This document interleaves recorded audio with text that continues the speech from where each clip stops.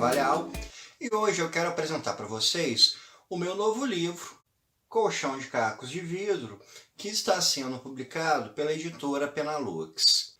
Esse aqui é o trabalho gráfico que foi realizado pela editora, um trabalho que ficou bem bacana, foi um trabalho editorial de uma qualidade muito alta que a Penalux realizou para esse livro, e aqui vocês podem dar uma conferida de como ficou toda a obra em si, né? Esse livro se trata de uma obra de ficção e eu comecei a desenvolvê-lo a partir de alguns questionamentos que eu comecei a fazer por volta do final de 2018.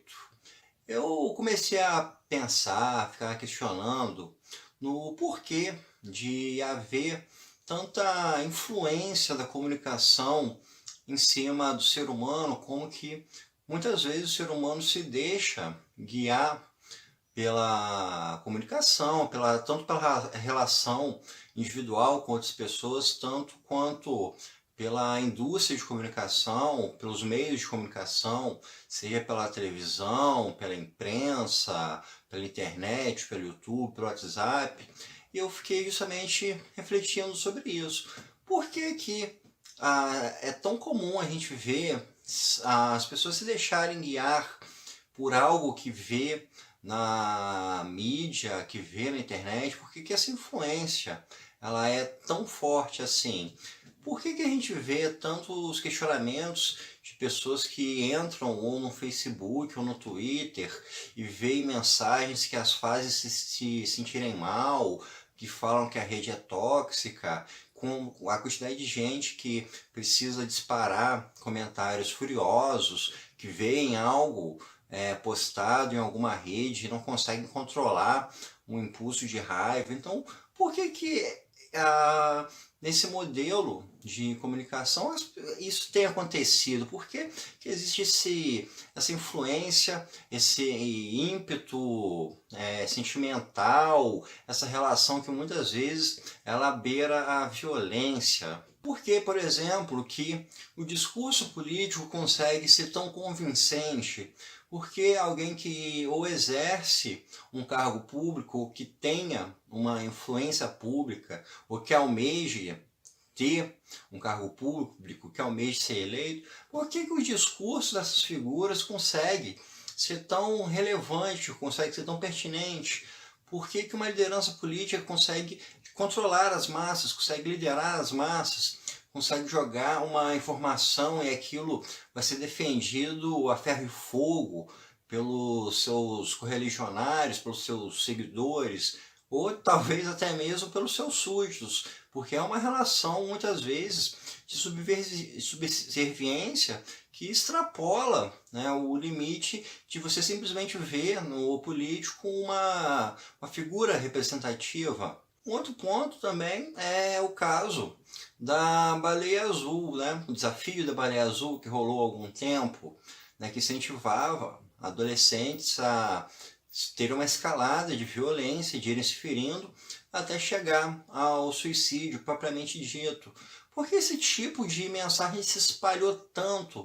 Por que que isso teve tanta força? Por que que isso conseguiu causar alguma forma de repercussão? Porque esse tipo de coisa conseguiu influenciar as pessoas. A gente pode lembrar aquele caso, né, daquela liderança religiosa, o Jim Jones, que convenceu todos os seus seguidores ali, todos os seus fiéis, a cometerem suicídio coletivo.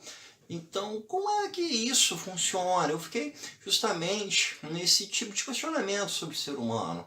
Por que que alguém convence o outro de uma questão ideológica? Por que alguém decide seguir fielmente o que uma outra pessoa fala para ela? E foi justamente desse questionamento que nasceu a proposta de escrever esse livro. No enredo, o leitor vai acompanhar a vida de uma mulher chamada Leonor. A Leonor, ela está na faixa dos seus 30 anos, ela é uma mulher de classe média, é dona de uma loja de luminárias, casada com um dentista e tem 2 filhos, ou seja, uma vida bastante típica de classe média. A Leonor, ela se formou em Direito e na época em que ela era estagiária na Defensoria Pública, ela teve contato com um rapaz chamado Glauco, porém foi só naquela época, nunca mais encontrou com ele. Já nos seus 30 anos, ela recebe uma mensagem que o Glauco estaria preso e queria que ela fosse visitá-lo. E a partir do momento em que ela recebe esse convite, começa a acontecer uma quebra de realidade da Leonor. Ela começa a ser influenciada por ideias que não participavam ainda da sua vida e isso vai causar um forte choque dentro da sua realidade. Então, toda essa proposta que eu comentei de tentar entender como o ser humano se deixa influenciar por ideias, por pessoas, por ideologias, eu procurei trabalhar em cima da Leonor. Ela tem um choque de uma realidade diante de uma nova ideia que lhe é imposta e aquilo ali causa nela um incômodo que não deveria causar. Da mesma forma como a gente vê tantos incômodos que ideias e mensagens causam em cima das pessoas. O livro está dividido em 4 capítulos. O último capítulo, na verdade, é apenas um breve encerramento. Os 3 capítulos de desenvolvimento em si, eles foram divididos conforme o modelo de aparelho psíquico que foi cunhado pelo Freud. No primeiro capítulo, a gente vai ter uma escrita que foi um pouco baseada pela ideia de superego, no segundo capítulo pela ideia de id, e no terceiro capítulo pela ideia de ego. Superego significa a repressão do aparelho psíquico, já o id representaria o lado instintivo, o lado mais primitivo, e o ego seria o contato com a realidade. Então, o modelo de escrita do livro se propõe a trabalhar desta maneira. Cada um desses capítulos tem uma busca estilística que tenta seguir essa linha através de como está a mente da Leonor, como está o comportamento dela e de como forma ela tem encarado a realidade. Eu tive a honra nesse livro de ter a orelha dele assinada pela escritora Micheline Veronsky. Então, eu vou ler aqui a orelha que ela escreveu para o livro, que explica um pouco sobre o que o leitor vai encontrar ao longo dessa obra. Em Sleeping with the Lights On, The Unsettling History of Horror, Derry Jones, professor de literatura inglesa do Trinity College, em Dublin, pergunta onde é o lugar do medo. Esse pequeno e brilhante ensaio sobre o gênero do horror, ele reflete que, a parte o medo sobrenatural, aquele que se encontra em um lugar fora de nós, há uma tradição que converge para o terror que brota dos labirintos da nossa mente e que nos coloca em confronto com aquele lugar vulnerável que é o corpo. Uma fronteira porosa entre o que nos é externo e o que é íntimo. É precisamente a articulação desses lugares do horror que é muito bem explorado no novo romance de Guilherme Carvalhal, Colchão de Cacos de Vidro.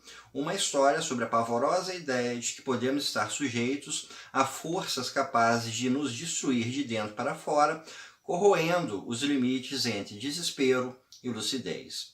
Nesse thriller, o leitor acompanha a história de indivíduos que, colocados frente a frente com o automatismo dos papéis sociais que representam, entram numa espiral de autodestruição.